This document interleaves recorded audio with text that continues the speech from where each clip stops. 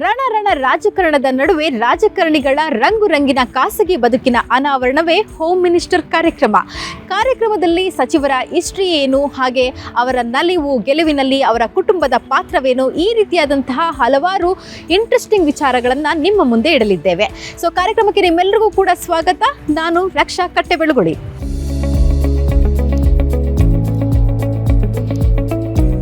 ಒರಟು ಮಾತಿನಲ್ಲೂ ಕೂಡ ಬೆಲ್ಲದಂತಹ ಪ್ರೀತಿ ತೋರಿಸೋರು, ಕಷ್ಟಕ್ಕೆ ಬೆಣ್ಣೆ ತರ ಕರಗೋರು. ಈ ಊರು ಬೆಣ್ಣೆಗೂ ಫೇಮಸ್ಸು, ಬಾಡೂಟಕ್ಕೆ ಕೇರ್ ಆಫ್ ಅಡ್ರೆಸ್ಸು. ಇವತ್ತಿನ ನಮ್ಮ ಅತಿಥಿ ಮಂಡ್ಯದವರು.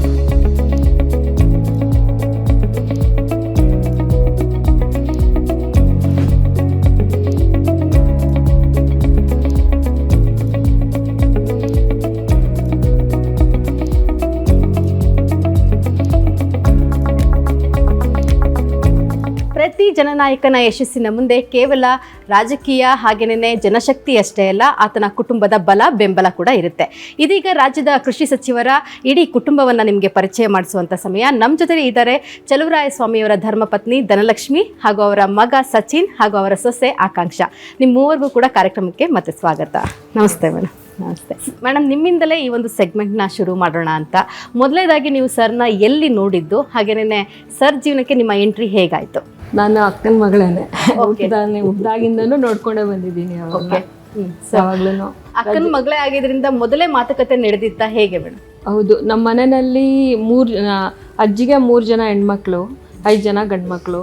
ಮೊದಲಿಂದನೂ ಅಜ್ಜಿಗೆ ಇಷ್ಟ ತವ್ರ ಮನೆ ಇಲ್ಲ ಅಂತ ಆಗಬಾರ್ದು, ಅದರಿಂದ ಎಲ್ಲ ದೊಡ್ಡ ಮಕ್ಕಳನ್ನ ನಮ್ಮ ಮನೆಗೆ ತೊಗೊಂಡು ಬರಬೇಕು ಅಂತ ನಮ್ಮ ಅಕ್ಕನಿಗೆ ಇನ್ನೊಬ್ರು ಭಾವನಿಗೆ ಕೊಟ್ಟರು. ಇವರೇ ಕೊನೆಯವರು. ಇವರಿಗೆ ನನ್ನನ್ನು ಮದುವೆ ಮಾಡಿಕೊಂಡ್ರು.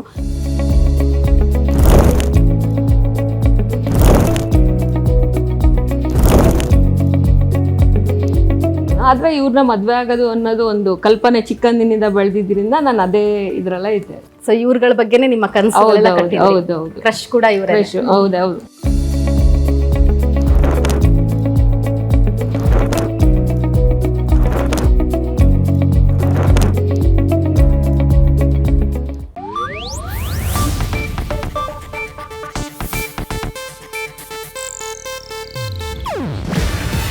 ಇದು ಏಷ್ಯಾನೆಟ್ ನ್ಯೂಸ್ ನೆಟ್ವರ್ಕ್ ಪ್ರಸ್ತುತಿ. ನೀವು ನೋಡ್ತಿದ್ದೀರಾ ಏಷ್ಯಾನೆಟ್ ಸುವರ್ಣ ನ್ಯೂಸ್.